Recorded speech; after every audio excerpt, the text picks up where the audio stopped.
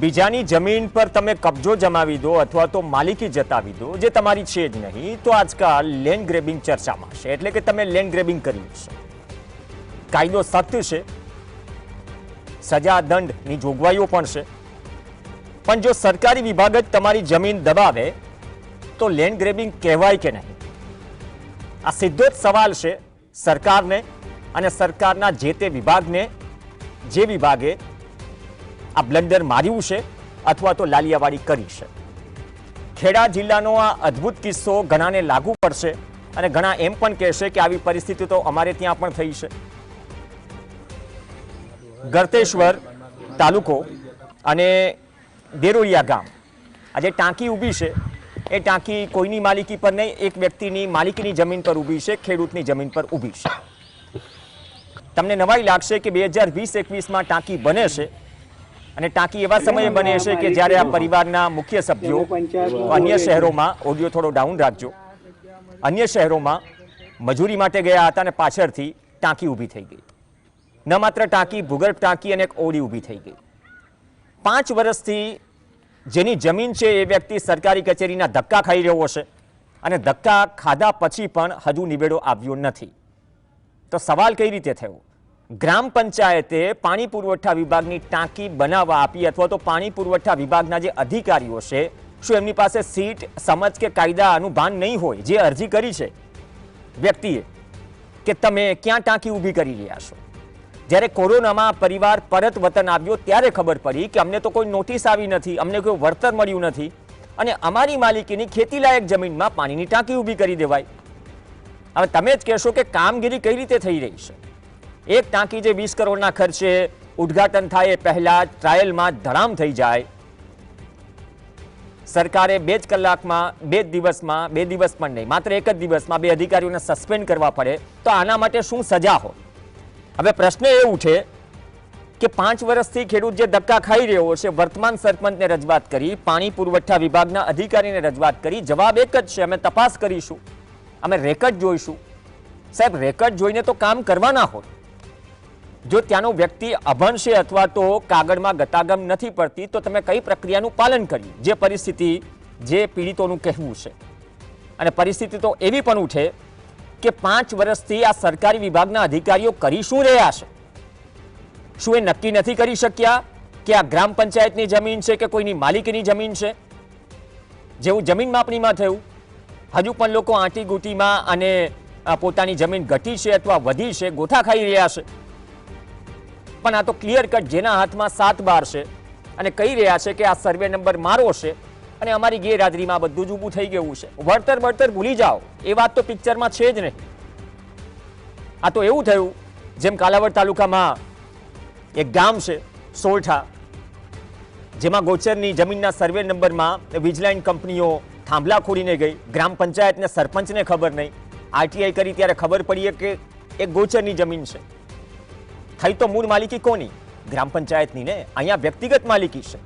પહેલા સાંભળી લઈએ જે પીડિતો છે એ શું કહી રહ્યા છે, ત્યાંથી તમને સમજાઈ જશે કે આ બ્લન્ડર બહુ મોટું છે, છતાં પણ હજુ પીડિત લોકો સરકારી કચેરીના ધક્કા ખાઈ રહ્યા છે. મારો જમીન માલિકીની 600 સર્વે નંબર 619 અને 620 છે અને એમાં અમારે 620માં પંચાયતે ટાંકી બંધાયેલ છે. કઈ પંચાયતે? વાળદની પંચાયત છે. અમે વાળદને પંચાયતમાં અમારા જમીનમાં પાણીની ટાંકી બંધાયેલ છે. પંચાયતે કોઈ પણ પરમિશન લીધેલી નથી કે કોઈ પણ નોટિસ બજાવેલી નથી, કીધું નથી. અને આ બંને જે મારા સારા છે એ બંને રાજકોટ મહેનત મજૂરી કરવા ગયેલા એ સમયમાં વાડદ પંચાયતે 20-21ની અંદર આ બાંધકામ કરેલું છે, એમાં મોટો ભૂગર્ભ ટાંકો બાંધેલો છે. એમની અરજી આવેલી છે, અમે સ્થળ તપાસ કરી અને ન્યાય કરીશું એમનું જોઈને. અરજી મળેલી છે અને એની સ્થળ તપાસ કરી અને ખરાઈ કરીને આગળની કાર્યવાહી કરવામાં આવશે. ચેક કરાવી દઈએ છીએ. 5 વર્ષ થયા, સરકારી જવાબ આને કહેવાય. સ્થળ તપાસ કરીશું, રેકોર્ડ ચેક કરાવીશું, નિયમ મુજબ કાર્યવાહી કરીશું.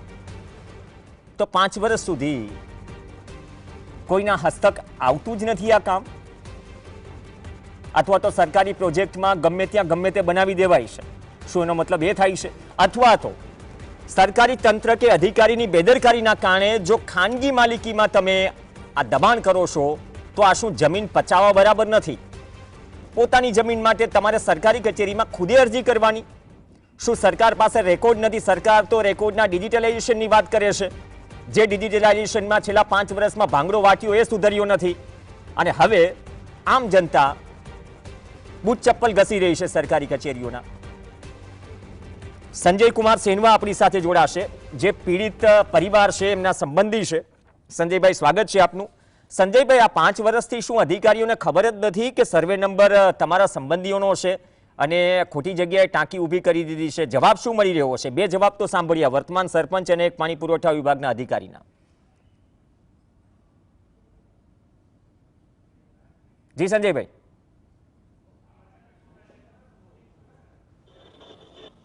જી સર, એમને ખબર જ છે.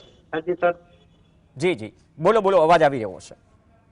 હાજી સર, એમને ખબર જ છે કે આ સર્વે નંબર માલિકી નંબર છે, છતાં પણ એમને જે તે સમયે જે મારા સગા મામાઓ છે એ 2020-21 ની અંદર થી અત્યાર સુધી રાજકોટ એમનું પેટ રડવા માટે નોકરી ગુજરાત કર્યા કરે છે. એટલે એમને તો કોઈ ખબર હોતી જ નહીં, અને આ લોકોએ ગેરકાયદેસર આનો લાભ ઉઠાવીને પછી પાણીનો ટાંકો પ્લસ 2 બોર બધું ઉભું કરી દીધું છે અંદર. આવું છે સર.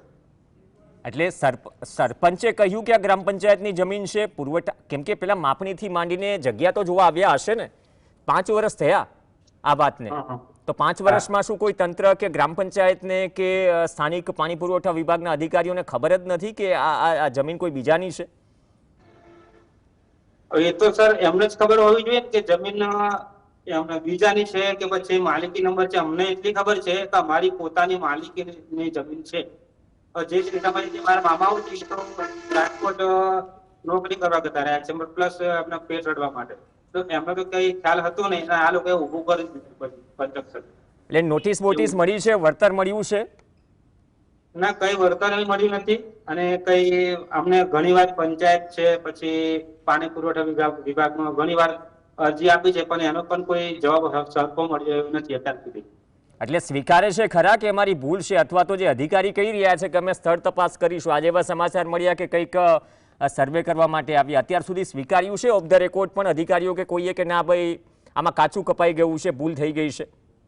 ના ના ના સર, એવું કોઈ સ્વીકાર્યું નથી તો કશું જ નહીં. અને એટલું કીધું તો અમને કે અમે મુલાકાત કરીને કંઈક આગળ કંઈક કરીશું. બસ આના છે, બીજું કઈ જવાબ સરખો જવાબ તો આપતા જ નથી.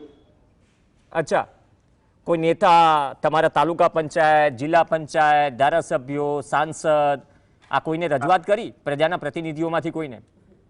એ ટાઈમ અમારા મામાઓ ગયા હતા, ઘણી વાર મૌખિક વાતચીત કરી, લેખિતમાં કરી, પણ છતાંય કોઈ શું કહેવાય છે, કોઈ જવાબ જ ના મળ્યો સર. પછી અમારે જીએસટી માધ્યમથી થોડુંક જણાવવું પડ્યું. અચ્છા, તો નેતાઓનું પણ નથી ઉપજતું? ના સર. તો અત્યારની દ્રષ્ટિએ આ સર્વે નંબર કયો છે જે 619-620 ની વાત કરી રહ્યા છે, અને કોના નામે છે? હા, જેના પર, અને એમાં કેટલી જગ્યામાં ટાંકી, ભૂગર્ભ ટાંકી ઓરડી બનાવી દીધી છે? ટાંકી તો ભૂગર્ભ ટાંકો ઘણો બધો મોટો છે, પ્લસ જે હાઈટ વાળી લાંબી ટાંકી આવે એ પણ મોટી કરેલી છે. ઘણી મોટી ટાંકી બનાવેલી છે, જે આખા ગામને પાણી પૂરું પાડે એવો મોટો ભૂગર્ભ ટાંકો, પ્લસ જે શું કહેવાય 4 બીમ મોટો ટાંકો બનાવતા હોય એ પણ ટાંકો બનાવેલું છે, અને 620 સર્વે નંબરની અંદર. અને આ ખેતી લાયક જમીન છે? પ્રકાર, હેતુ? હા સર. તો હવે શું કરશો જો સરકાર, મતલબ કે અધિકારીઓ ઇન્સ્પેક્શન કરી, આમ તો ભાંગડો તો વાટ્યો છે, પણ ઇન્સ્પેક્શન કરીને કહે કે ઓન પેપર તમારા સંબંધીઓ જ ખાતેદાર છે, અને જો એ જ નીકળે તો તમે વળતર લેશો? કેમ કે જો તમે તમારી જમીન લો તો ટાંકી તો ખસેડવી પડે, તમારી મંજૂરી નથી લીધી. હા સર. જી સર, બોલ બોલ. તો તમે શું વિકલ્પ લેશો? તમે વળતર લેશો કે પછી જમીન લેશો? જો જમીન લેશો તો ટાંકી ખસેડવી પડે, કેમ કે તમે કહી રહ્યા છો કે નોટિસ પણ નથી મળી, જાણ પણ નથી કરી. હવે સર અમારે તો જમીન જ જોઈએ ને પાછી, અમારે વળતર નથી જોઈતું. અચ્છા, તો તમે એ રીતે રજૂઆત કરી છે. હા સર. તો છેલ્લી અપડેટ શું છે? શું સર્વે કરવા માટે કોઈ આવ્યા છે ના, એસડીએમ ને હજી કે? સુધી કોઈ હા, સર્વે કરવા માટે હજી સુધી કોઈ આવ્યા નથી સર.